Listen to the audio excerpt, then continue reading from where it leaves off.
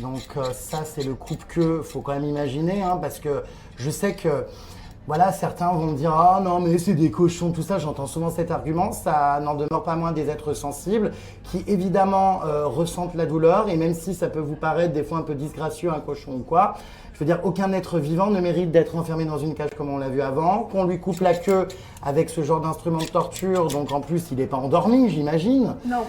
Voilà, donc il sent complètement. Hein. On lui coupe la queue comme ça à vif pour pas justement que les cochons entre eux se les mordillent et s'occupent parce qu'ils sont désœuvrés dans un environnement comme celui-ci. Donc j'avoue que là déjà entre la lime à dents, le coupe-queue, c'est quand même hallucinant qu'en France on puisse faire ça encore et faire souffrir des animaux avant de les consommer. Le fournisseur de Leclerc fait vraiment ça?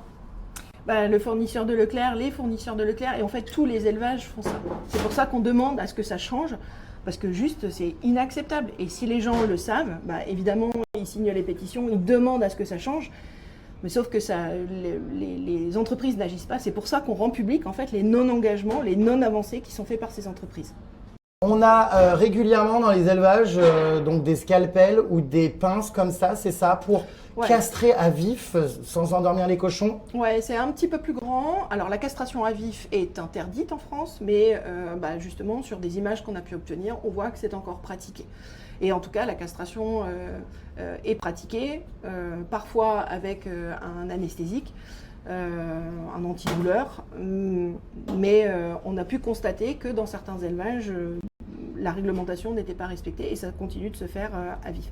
Il y a aussi parfois ce qu'ils appellent les porcs entiers, donc ils ne les castrent pas du tout, mais quand même, c'est encore des pratiques qui arrivent en France, cette castration avec analgésique ou sans.